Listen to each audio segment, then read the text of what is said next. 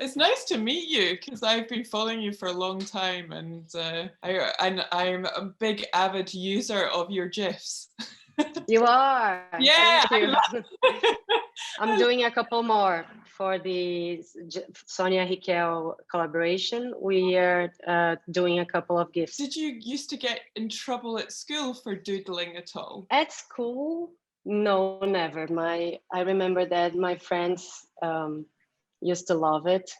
Even my teachers, because you know, my art teacher, all my art teachers, we used to get along very well, but they didn't know that I was either writing or doodling. Most of the time I was doodling. I mean, I can't even be in a meeting and not be doodling, you know, like some paper. But at home, I got my parents, they were very, very mad at me because, you know, at the time we didn't have cell phones or anything. So we had phone at home, and it was like a big square chunky thing.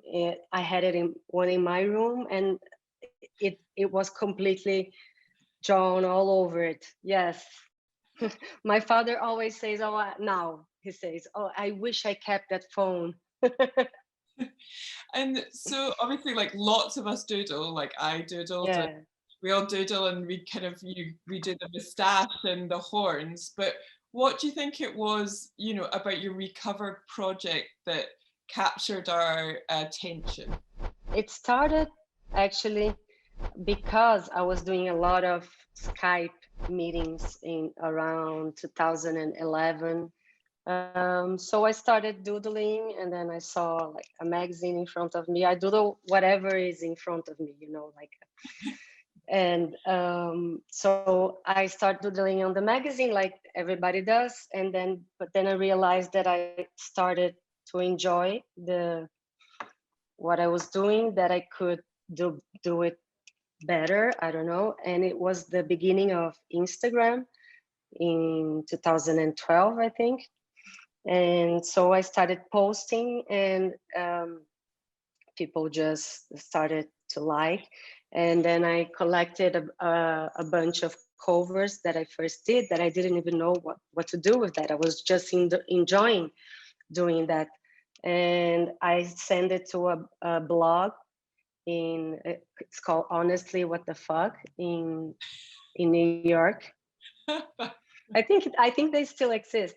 Yes. And yes, and they posted, and it became viral really quickly, especially in the US because of this post.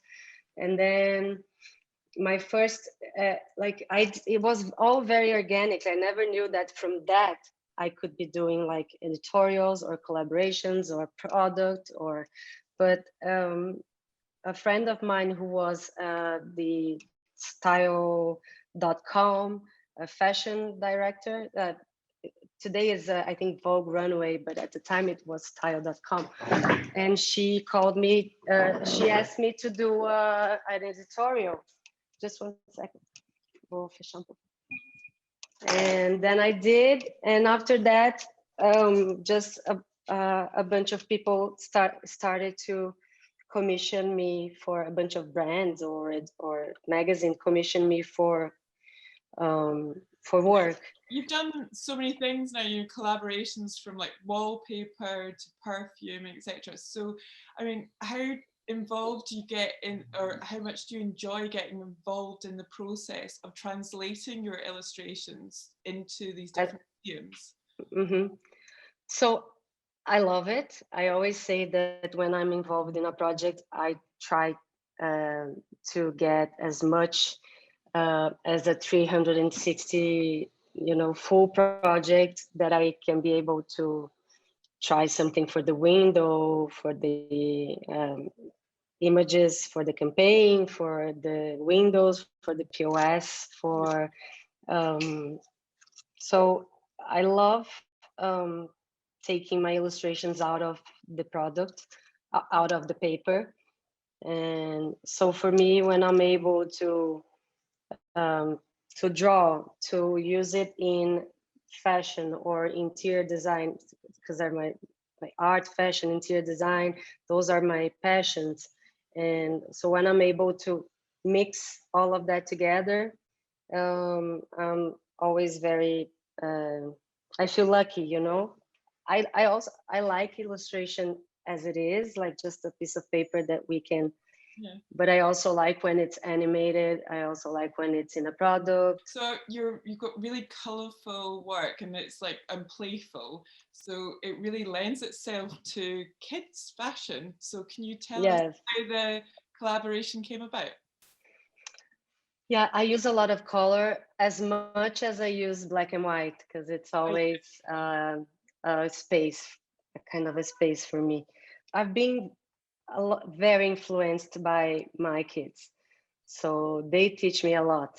We love to draw together, and we like sometimes he says, "Well, let's do hybrid animals, or let's do a crazy alien." So I do one trace, and then he does the other, and then in the end we create this super fun creatures, and they are a mix of me and my husband, because my husband is a filmmaker.